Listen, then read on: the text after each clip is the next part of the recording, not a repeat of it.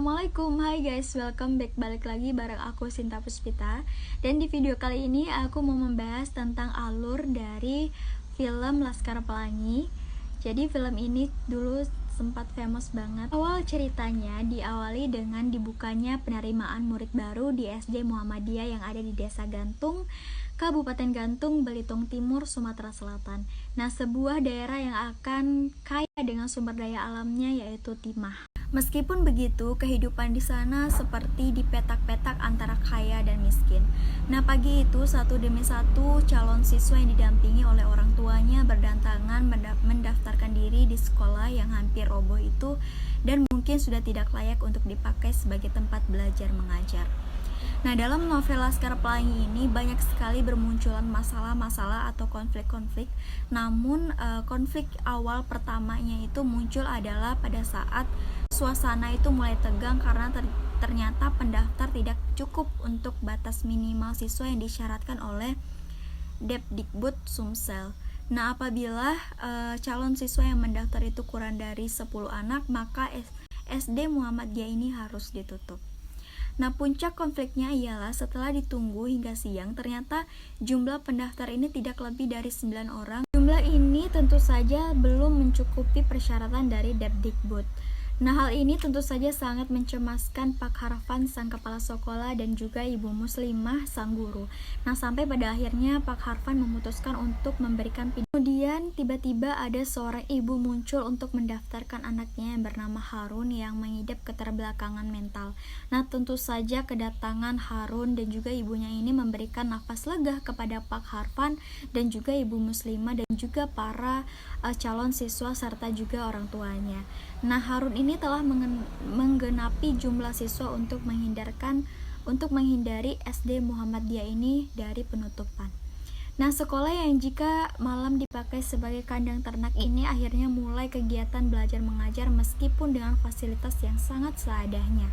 Nah, tiba saatnya mengikuti karnaval antar sekolah. Keikutsertaan SD Muhammadiyah ini sempat diperdebatkan karena ketidakadaan dana dan juga sikap pesimis yang muncul. Ibu Muslimah bersikeras untuk mengikutkan murid-muridnya karena nilai kesenian paling tinggi dan dianggap sebagai murid yang paling kreatif yaitu adalah Mahar pun ditunjuk sebagai ketua untuk mengurusi persiapan karnaval.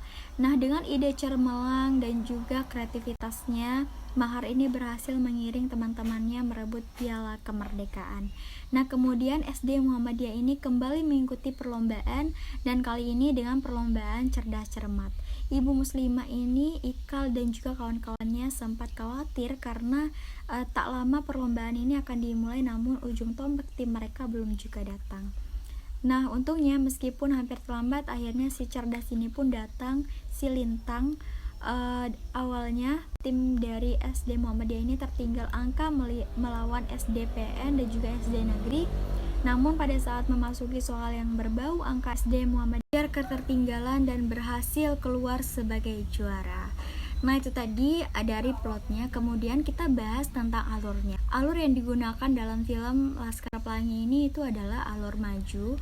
Jadi film ini dibuat dengan menceritakan kejadian dari awal penerimaan murid baru tadi di sebuah sekolah dasar hingga akhirnya berbahagia dengan dibumbui konflik-konflik sehingga membuat penonton penasaran apa yang akan terjadi selanjutnya. Menurut Sinta, jadi penggunaan alur maju di dalam film Laskar Pelangi ini sangat menarik untuk dibahas di sini. Terlebih lagi cerita yang telah disajikan meskipun dia menggunakan satu alur maju saja, tetapi penonton itu dibuat semakin penasaran dengan apa sih cerita selanjutnya. Selain itu juga teman-teman, ada juga latar tempat yang digunakan dalam film ini merupakan ruang nyata karena berlatar di sebuah sekolah bernama SD Muhammadiyah yang terletak di Desa Gantung, Kabupaten Gantung, Belitung Timur, Sumatera Selatan. Namun ada pula yang latarnya itu adalah di rumah, di pohon, atau di gua dan juga di tepi pantai, di pasar, bahkan dan juga lain sebagainya masih banyak lagi tetapi masih di kawasan Belitung. Nah, dibuat sedemikian rupa agar nampak seperti kejadian nyata tanpa adanya rekayasa. Pemilihan waktu dalam film Laskar Pelangi ini merupakan film yang menceritakan kisah nyata meski ada bumbu imajinasinya. Nah, maka latar waktu yang disampaikan pun sangat jelas. Menurut saya ada beberapa kekurangan di dalam film ini, yaitu pengurangan beberapa adegan yang seharusnya kalau misalnya di dalam novelnya itu ada beberapa adegan, tetapi jika difilmkan itu dihilangkan. Di samping dukungan visual dan juga auditifnya yang baik, Laskar Pelangi ini menjadi sebuah memori yang merekam keprihatinan pendidikan di Indonesia. Tapi terlepas bagaimanapun kualitas dari novel yang sangat bagus dan menarik, film ini pun sebenarnya banyak memberikan motivasi dan juga mampu mengkomunikasikan beberapa hal yang sangat baik. Tema hikmahnya yang dapat kita ambil pun salah satunya yaitu jangan pernah takut bermimpi, kita hanya perlu usaha dan berdoa. Oke, kalau misalnya kalian suka dengan video ini, silahkan klik tombol like-nya, atau kalian juga punya hal-hal yang lebih menarik lagi untuk dibahas, silahkan komen di bawah, dan jangan lupa share ke teman-teman kalian supaya teman-teman kalian tahu, dan juga dukung saya dengan klik tombol subscribe di bawah.